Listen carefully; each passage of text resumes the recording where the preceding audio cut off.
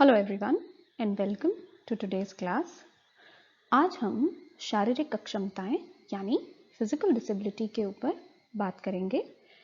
पिछली क्लास में हमने क्लासिफिकेशन ऑफ डिसेबिलिटीज देखा था, जिसमें से एक प्रकार डिसेबिलिटी का शारीरिक अक्षमताओं पर बेस्ड था, यानी physical disability was one of the types of disabilities और हैंडीकैप्स।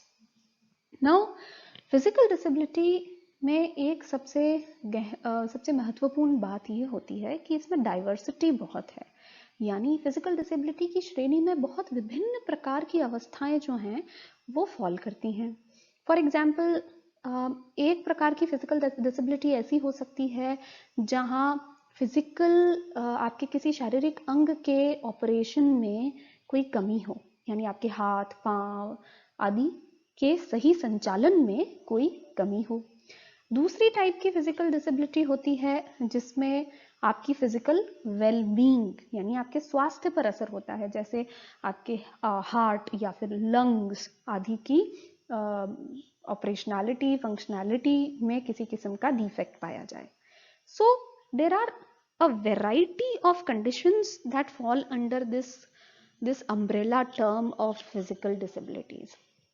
बट ऑल्दो बहुत सारे प्रकार हैं फिजिकल डिसेबिलिटी के, सब के सब किसी ना किसी तरीके से व्यक्ति के शारीरिक क्षमता के ऊपर प्रतिकूल असर डालते हैं।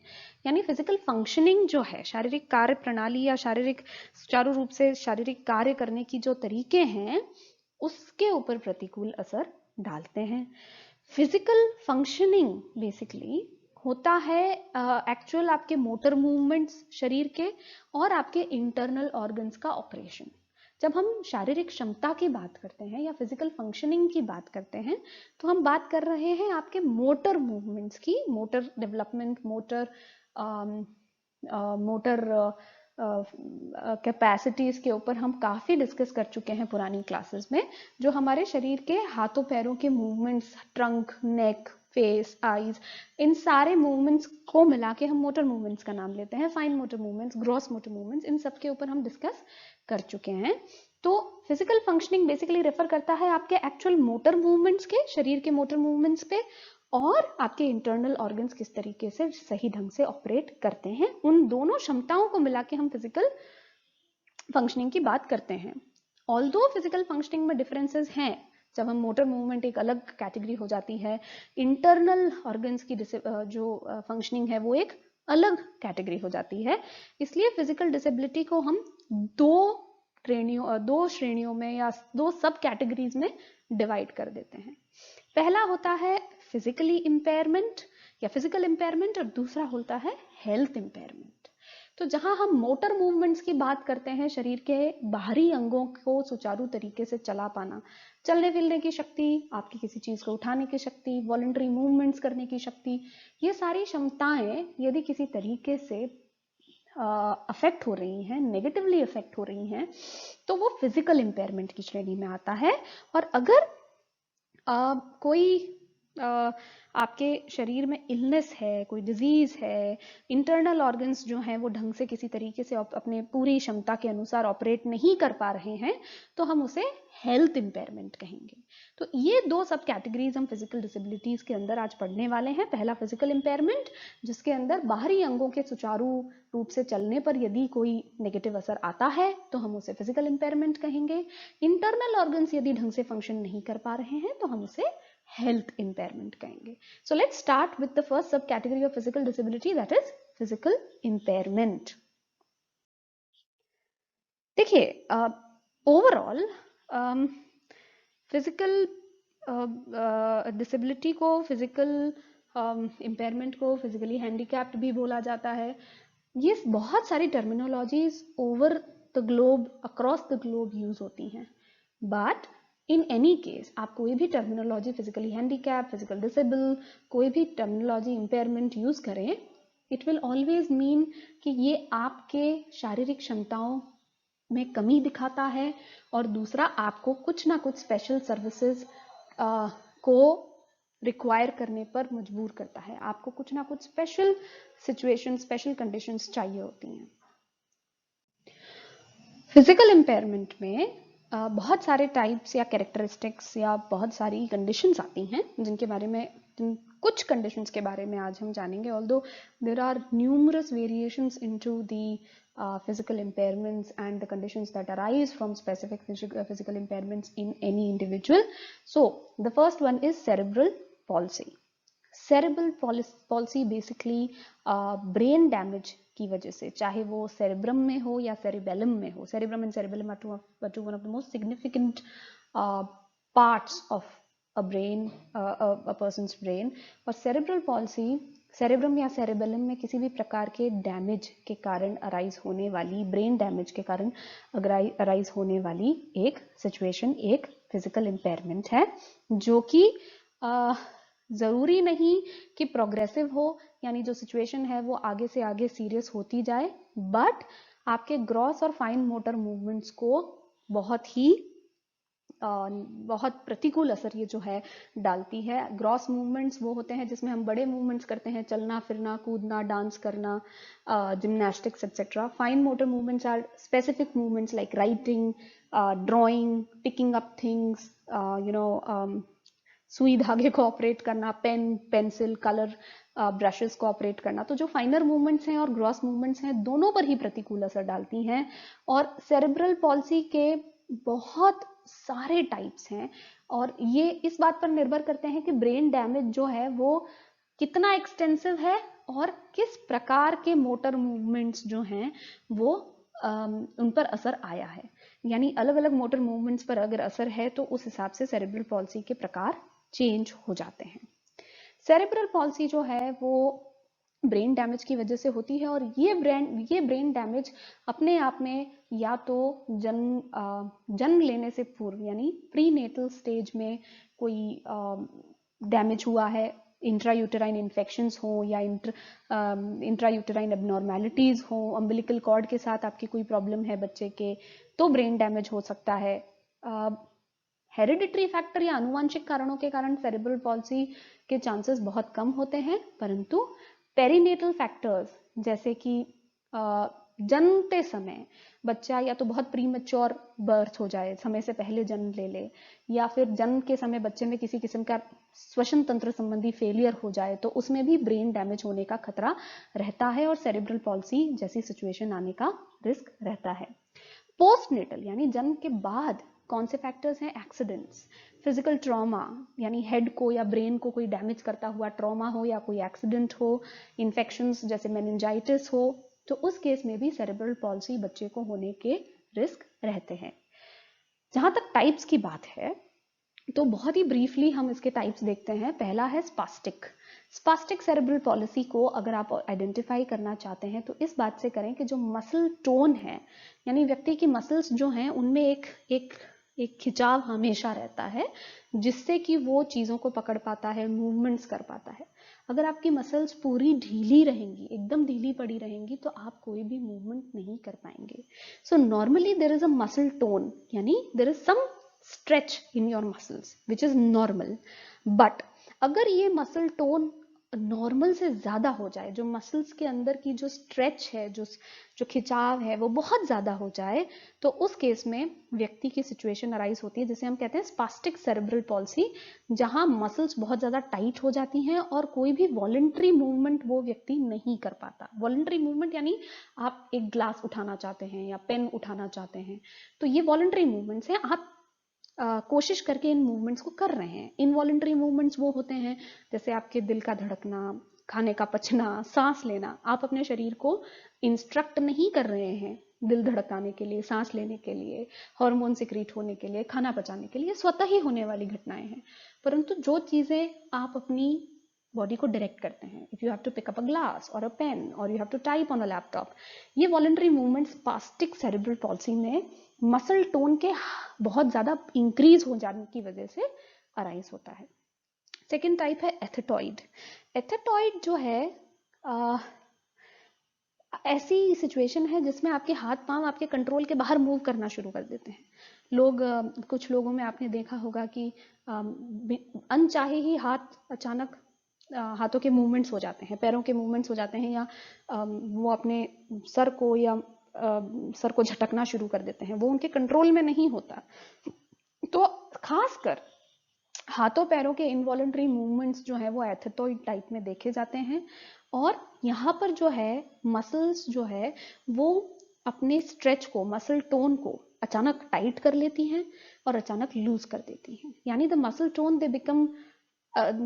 बिकम्स हायर और it gets lower without any control of the individual. So that is athetoid type of cerebral palsy, जहां स्पास्टिक में मसल टोन हाई होता है, इस वजह से मूवमेंट्स नहीं हो पाते। एथेटॉइड में मसल टोन चेंज होता रहता है, कभी बहुत ज्यादा स्ट्रेच कर जाती है मसल्स, कभी एकदम रिलैक्स या ढीली पड़ जाती हैं। उसके कारण व्यक्ति अपने कंट्रोल के बाहर हाथों पैरों के मूवमेंट कर बैठता है और उसे हम एथेटॉइड कहते हैं। तीसरा है अटैक्सिया, जहां व्यक्ति अपना बैलेंस नहीं बना पाता, ढंग से चल नहीं पाता, शरीर का बैलेंस नहीं बना पाता। और चौथा है ट्रेमर, जिसके अंदर शेकिंग मूवमेंट्स होते हैं, जो पैर हैं, हाथ हैं, वो कॉन्स्टेंटली शेक करते रहते हैं। शिवर या शेक करने की जो मूवमेंट्स हैं वो cerebral palsy of tremor type में देखी जाती है। और लास्ट होती है mixed type of cerebral palsy, जिसमें कोई प्योर स्पास्टिक या एथेटॉइड में जैसे हम बता सकते हैं कि मसल टोन टाइट हो जाता है या टाइट या लूज हो जाता है, मिक्स टाइप में आप ऐसा कोई प्योर केस नहीं बता सकते। यहाँ बहुत सारे डिसऑर्डर्स प्रेजेंट होते हैं और व्यक्ति के मसल का जो कंट्रोल है वो वेरी करता रहता है।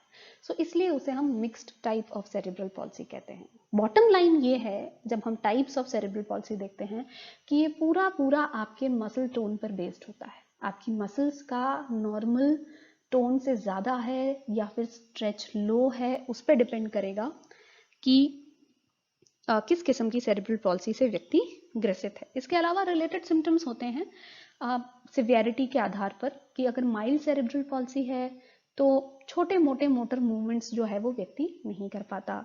सिवियर अगर सेरेब्रल पॉल्सी है जहां ब्रेन डैमेज एक्सटेंसिव है, तो व्यक्ति कई बार अपनी इच्छा के अनुसार मूव भी नहीं कर पाता, छोटे मोटे मूवमेंट भी या बड़े मूवमेंट भी नहीं कर पाता। बेसिक मोटर लिमिटेशंस के अलावा, यानी छोटे मोटे जो मूवमेंट्स करने की अक्षमता के अलावा, सेरेब्रल पॉल्सी वाले बच्चे बहुत सारी दूसरी सिचुएशन से जूझ रहे होते हैं, जैसे कि विजन प्रॉब्लम्स, क्रॉस आइड, जो व्यक्ति के आई बॉल्स जो हैं वो अलग अलग डायरेक्शन में होते हैं, जैसे हम भेंगापन कहते हैं, क्रॉस आइड बच्चे। हियरिंग लॉसेस भी होते हैं, बच्चे जो हैं वो खुद को खिला पाना नहीं कर पाते, खाना पीना नहीं कर पाते, बोलने में तकलीफ आती है, सीजर्स आते हैं उन बच्चों को, ये भी एक काफ़ी सीरियस प्रॉब्लम है। एंड कुछ टाइप की सेरेब्रल पॉल्सी में मेंटल चैलेंजेस भी देखे जाते हैं, बच्चे मेंटली चैलेंज्ड भी होते हैं। वो आमतौर पर severe cases of cerebral palsy में देखा जाता है। Not all cerebral palsy individuals are mentally challenged, ये आपको ध्यान रखना है। सेरेब्रल पॉल्सी का अर्थ ये कतई नहीं है कि व्यक्ति मेंटली चैलेंज्ड होगा, सिवियरिटी के ऊपर निर्भर करेगा कि व्यक्ति में कितने मेंटल चैलेंजेस वो फेस करता है। So this is all about the first type of physical impairment, that is cerebral palsy. Then we come to the second type, that is spina bifida.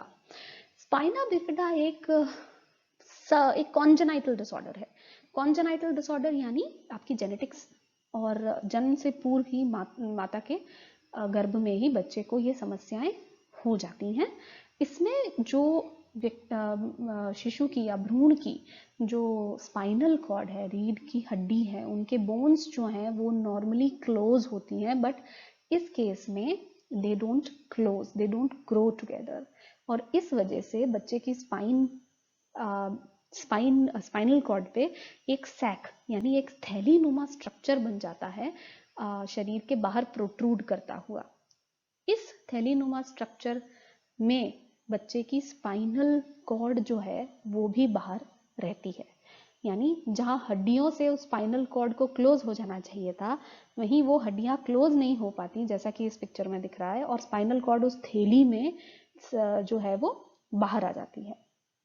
ये स्पाइना बिफिडा इस थैली के positioning पे बहुत depend करता है कि स्पाइना बिफिडा के कितने प्रॉब्लम्स जो हैं वो आगे जाकर बच्चे को आने वाले हैं। एक ऐसी टाइप है स्पाइना बिफिडा की जिसमें बच्चे के जो स्पाइनल कॉर्ड है वो उस थैली में बाहर आ जाती है, जिसे हम कहते हैं माइलोमेनिंगोसेली या माइलोमेनिंजो सेल, जैसा भी आपको प्रोनाउंस करना है। ये एक ऐसी समस्या है जिसमें स्पाइनल कॉर्ड बाहर होती है। ये एक सीरियस समस्या है। कहाँ सैक लोकेटेड है, जैसे इस पिक्चर में दिख रहा है कि सैक काफी नीचे की ओर लोकेटेड है। तो अगर जितना ज्यादा जो थैली है वो ऊपर की तरफ होगी, उतने ही ज्यादा सीरियस मानसिक समस्याएं, न्यूरोलॉजिकल प्रॉब्लम्स जो हैं वो, तंत्रिका तंत्र संबंधी समस्याएं जो हैं वो आना शुरू होगा। फॉर एग्जाम्पल, अगर थैली जो है, ये जो स्पाइना बिफिडा की सैक है, वो अगर चेस्ट एरिया के पास है, यानी थोड़ा ऊपर की तरफ है, तो टोटल पैरालिसिस हो सकता है लोअर लिम्स का, और चलना फिरना बिल्कुल भी संभव नहीं हो पाता। एम्बुलेशन यानी व्यक्ति के चलने फिरने की क्षमता एकदम खत्म हो जाती है अगर ये थैली ऊपर की तरफ सिचुएटेड है। इसके साथ दूसरी प्रॉब्लम्स भी आती हैं, जैसे कि पैरालिसिस के अलावा व्यक्ति का अपने ब्लैडर पे कंट्रोल बहुत मुश्किल होता है। ब्रीदिंग प्रॉब्लम्स, स्वॉलोइंग प्रॉब्लम होनी शुरू होती हैं। इंटरनल ऑर्गन्स जो है वो, उनका बनावट जो है वो बिगड़ जाती है, और सीजर्स आते हैं। इसके अलावा यदि सैक जो है वो नीचे की तरफ है, थैली अगर नीचे की तरफ है, लोअर बैक में है, तो हो सकता है कि जो पैरों की मूवमेंट है वो हैम्पर हो सकती है, वो थोड़ी सी जो है उसमें रुकावट हो सकती है। बट अगर ज्यादातर जो नीचे की तरफ थैली होती है, उसमें आपके कंपैरेटिवली जो सिम्टम्स हैं वो कम सिवियर होते हैं। कुछ स्पाइना बिफिडा की केस होती हैं, जैसे मेनिंजोसेली, माइलोमेनिंजोसेली देखा था, जिसके अंदर स्पाइनल कॉर्ड बाहर आ जाती है थैली के साथ। बट मेनिंजोसेली एक ऐसा टाइप है जिसमें स्पाइनल कॉर्ड बाहर नहीं आती।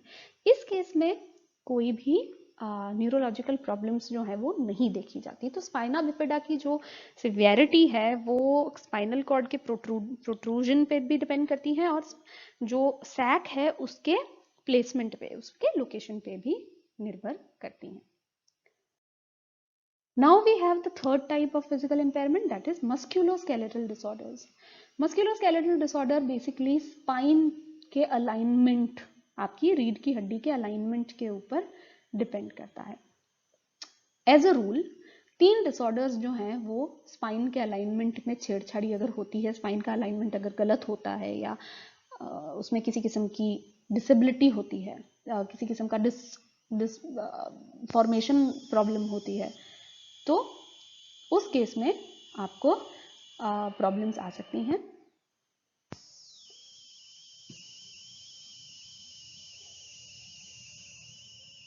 The first one is scoliosis, जो कि एक सर्टन टाइप ऑफ डिसऑर्डर या एक certain type of malformation of spinal cord में देखा जाता है। इस केस में, स्कोलियोसिस के केस में, जो रीढ़ की हड्डी है उसका साइड में कर्वेचर आता है, जैसा कि इस पिक्चर में दिख रहा है। रीढ़ की हड्डी जो है वो एक साइड की तरफ कर्व हो रखी है। अगर ये ट्रीट ना किया जाए तो बच्चे जो हैं वो बहुत ज्यादा बैक पेन को सफर करते हैं, और इसमें कार्डियोवैस्कुलर प्रॉब्लम्स और रेस्पिरेटरी इलनेसेस का भी खतरा रहता है, यानी हृदय रोग होने के चांसेस होते हैं, और श्वसन तंत्र संबंधी डिसऑर्डर्स भी बच्चा जो है वो फेस करता है। तो इसका कर्वेचर आपको ध्यान रखना है कि जो कर्व है स्पाइनल कॉर्ड का वो साइड की तरफ होता है। लॉर्डोसिस जो एक और टाइप है, इसके अंदर कर्व जो है वो आगे की तरफ होता है, जैसा कि इसमें दिख रहा है।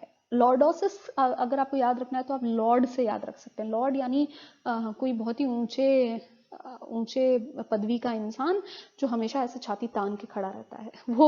वो जो पोस्चर है वो एबनॉर्मली जो कर्व जो देखा जाता है उसमें हम लॉर्डोसिस कहते हैं। और इसमें लोअर बैक एरिया में जो है, खासकर लोअर बैक एरिया में जो कर्व है स्पाइन का वो बहुत ज्यादा बाहर की तरफ होता है।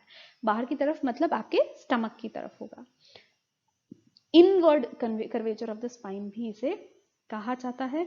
इसमें सिवियर केसेस में व्यक्ति नॉर्मल पोस्चर, अपने शरीर के नॉर्मल पोस्चर को मेंटेन नहीं कर पाता, चलने फिरने में, सोने में भी व्यक्ति को प्रॉब्लम आती है।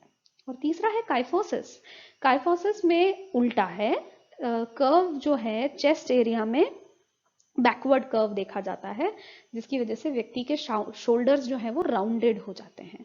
और ये जो है बहुत ज़्यादा इंटरनल ऑर्गन्स पे प्रेशर डालता है काइफोसिस में, जो कर्व स्पाइनल कॉर्ड का होता है, और इस वजह से व्यक्ति को काफ़ी सारी प्रॉब्लम्स और इंटरनल ऑर्गन्स के फंक्शनैलिटी पर काफ़ी हार्मफुल इफेक्ट देखे जाते हैं। सो मस्कुलोस्केलेटल डिसऑर्डर्स की बात करें तो ये 3 किस्म के आमतौर पर डिसऑर्डर्स जो स्पाइन के फॉर्मेशन से रिलेटेड होते हैं वो देखे जाते हैं, स्कोलियोसिस, काइफोसिस और lordosis. Then we come to muscular dystrophy. Muscular dystrophy एक ऐसी डिसऑर्डर्स की क्लास है जिसके अंदर मसल्स की वीकनिंग होनी शुरू हो जाती है बचपन से ही, खासकर प्री स्कूल एज से मसल्स जो है वो कमजोर होनी शुरू हो जाती है। जबकि प्री स्कूल एज एक ऐसी एज है जहां बच्चा मसल्स को गेन करता है, फैट लूज करता है और मस्कुलर डेवलपमेंट करता है। बट इसी एज पे यदि मसल्स वीक होनी शुरू हो जाएं तो इसे मस्कुलर डिस्ट्रॉफी कहा जाता है, और खासकर इसे Duchenne, DUCHENNE, Duchenne form of muscular dystrophy कहा जाता है।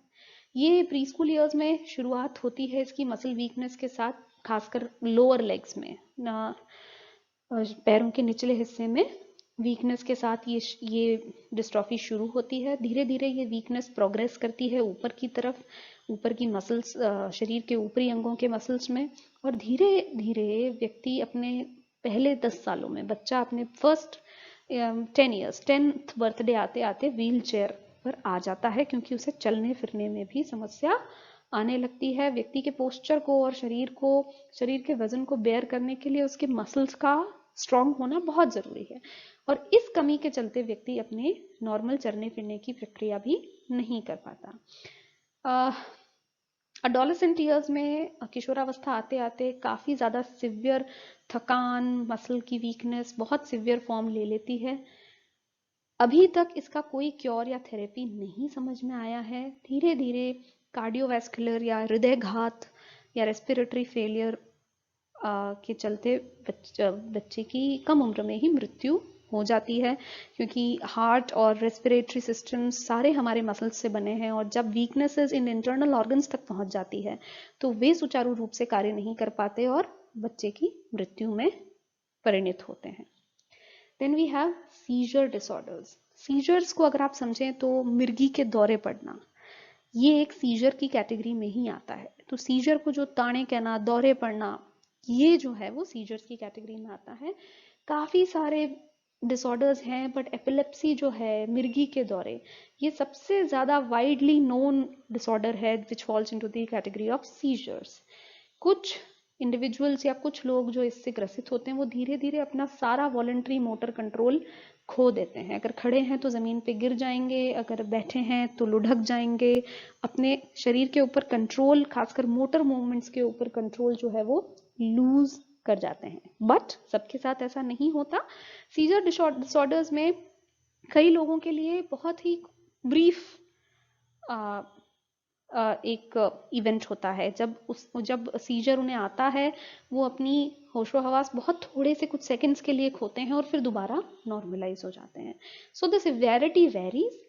सेंसरी परसेप्शन, व्यक्ति के सेंसेस के ऊपर थोड़ा असर देखा जाता है। कुछ लोग कम सुनने की क्षमता कुछ की कम हो जाती है, कुछ की सूंघने की, टेस्ट करने की क्षमताएं कम हो जाती हैं। तो जो सिम्टम्स हैं वो वेरिएट करते हैं, बट सारे सीजर्स जो है आमतौर पर सेम कारण से होते हैं, विच इज इलेक्ट्रिकल डिसफंक्शन, यानी ब्रेन में जो हमारी इलेक्ट्रिकल या नर्व सिनेप्सिस चलती हैं उसमें किसी किस्म का डिसऑर्डर होता है, जिसकी वजह से सीजर्स व्यक्ति सफर करता है। एपिलेप्सी के बहुत सारे टाइप्स होते हैं, जैसे कि grand mal seizures, petit mal, psychomotor seizures, myoclonic seizures, akinetic seizures, etcetera. So seizures, दौरे पड़ना, ये भी एक फिजिकल इम्पेयरमेंट की श्रेणी में आता है। So with this, the physical impairment section is complete. Now we move on to the second subcategory of physical disability, that is health impairment. Health impairment, very quickly we know कि health impairment में, जैसा कि हमने class की शुरुआत में जाना, कि इंटरनल ऑर्गन्स के फंक्शनैलिटी पर यदि असर पड़ा है तो हेल्थ इम्पेयरमेंट्स की श्रेणी में वो आता है। सबसे ज़्यादा जो देखा जाता है वो है हार्ट कंडीशंस, जिसके अंदर बच्चे के हृदय में अलग अलग फैक्टर्स के कारण कंजेनाइटल हार्ट डिजीजेस हो जाती हैं, जो कि एनवायरमेंटल कॉजेज की वजह से भी होती हैं या फिर हेरिडिटरी कॉजेज से भी होती हैं। आमतौर पर जो है धीरे धीरे कई ऑपरेबल होती हैं, ठीक हो सकती हैं, कई ठीक नहीं हो पाती और धीरे धीरे हालत खराब होनी शुरू हो जाती है। ये वायरल कॉजेज या बैक्टीरियल इन्फेक्शन की वजह से भी होती हैं, जिसके अंदर हृदय की जो मांसपेशियां हैं, जो मसल्स हैं, जो मेम्ब्रेन्स हैं, वो खराब होनी शुरू हो जाती हैं और हृदय जो है वो ढंग से कार्य नहीं कर पाता। कुछ डिसऑर्डर्स जो हैं रक्त के बहाव के ऊपर प्रतिकूल असर डालते हैं। अगर ब्लड फ्लो बहुत धीमा हो चला है या बहुत तेज हो चला है तो भी रेस्पिरेटरी प्रॉब्लम्स या ब्रीदिंग प्रॉब्लम्स आनी शुरू हो जाती हैं। कुछ हृदय रोग जो होते हैं वो मैल फंक्शनिंग के कारण, यानी हृदय का जो बनावट है, हार्ट की जो बनावट है जिसके अंदर वॉल्व्स होते हैं, चेम्बर्स होते हैं, वो अगर ढंग से नहीं बने हैं तो उस केस में भी आपका हार्ट जो है वो ढंग से फंक्शन नहीं कर पाएगा और बच्चे में हार्ट कंडीशंस डेवलप हो जाएंगी। तो हृदय की बनावट से संबंधित भी चेंजेस हो सकते हैं, हार्ट की मेम्ब्रेन्स में इन्फेक्शन भी हो सकता है। So there are numerous causes and numerous factors which can actually give rise to heart conditions in children. Then we have asthma. ये एक रेस्पिरेटरी कंडीशन है जिसके अंदर जो एयर पैसेजेस हैं, जिसके थ्रू हमारे शरीर में हवा का बहाव या ऑक्सीजन का बहाव होता है, वो नैरो होनी शुरू हो जाती है, वो सिकुड़नी शुरू हो जाती हैं और म्यूकस का सिक्रीशन बढ़ना शुरू हो जाता है। ये इन्फ्लेमेशन की वजह से भी होता है और वायरल इन्फेक्शन की वजह से होता है, एलर्जी की वजह से भी होता है। दूसरे कई सारे ऐसे एविडेंसेस हैं जो बताते हैं कि हेरिडिटरी भी कॉज करती है, अनुवांशिक कारणों से भी बच्चे में अस्थमा अराइज हो सकता है। इसमें ब्रीदिंग डिफिकल्टी आती है, बच्चा ब्रीद नहीं कर पाता, माइल्ड हो सकता है ये। इसके अलावा सिवियर प्रॉब्लम्स जैसे बिल्कुल भी सांस नहीं ले पाना जैसी समस्याएं भी अस्थमा के बच्चों में देखी जाती है, एस्थमेटिक बच्चों में देखी जाती है।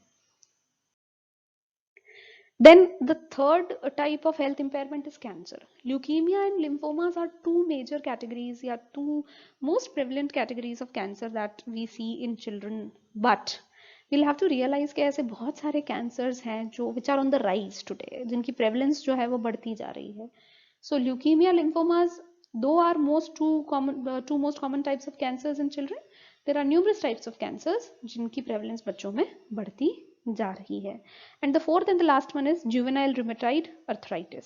गठिया का रोग हम आमतौर पर बहुत ही एजेड या बुढ़े लोगों के साथ एसोसिएट करते हैं, पर जुवेनाइल रूमेटॉइड अर्थराइटिस भी बच्चों में शारीरिक अक्षमता का एक बहुत बड़ा कारण है। ये अर्थराइटिस यूजुअली जो बच्चे के शरीर के जॉइंट्स हैं, जो हड्डियों के जोड़ हैं, उनमें इन्फ्लेमेशन के कारण ये रोग शुरू ओरिजिनेट करता है। इसमें अनुवांशिक कारण और पर्यावरण या एनवायरमेंटल फैक्टर्स दोनों ही बहुत बड़ा रोल प्ले करते हैं इस डिसऑर्डर के डेवलपमेंट में। और अभी तक although we still don't know the actual cause of juvenile rheumatoid arthritis, but environmental factors and hereditary play a very big role. Pain जो है वो सबसे ज्यादा सिवियर सिम्टम है इस कैटेगरी ऑफ हेल्थ इम्पेयरमेंट का, जिसके अंदर इन्फ्लेमेशन के कारण बच्चे के जॉइंट्स में बहुत ज़्यादा सिवियर पेन होता है और बच्चे का जो पूरा पोस्चर है वो अफेक्ट हो जाता है। बच्चा या तो झुक जाता है, चलने फिरने में प्रॉब्लम आती है और धीरे धीरे वो व्हील चेयर बॉर्न या बेड रिडन हो जाता है। इस वजह से बच्चे की फिजिकल कैपेसिटी धीरे धीरे डिक्लाइन करती जाती है और इसलिए इसे हम फिजिकल डिसेबिलिटी की श्रेणी में डालते हैं। So that is all on today's class. Today we learned about two categories of physical disability. The first one is physical impairment, जो कि शरीर के बाहरी अंगों की क्षमताओं में आने वाली कमी के कारण पैदा होती हैं। The second one is health impairment, जो कि इंटरनल ऑर्गन्स में यदि किसी किस्म का मालफॉर्मेशन है या उनकी एक्टिविटी हैम्पर हो रही है तो उस कारण जो भी सिचुएशंस अराइज होती हैं वो इस श्रेणी में आती हैं। For notes on the topic do check the description box below. That's all for today's class. Thank you all very much.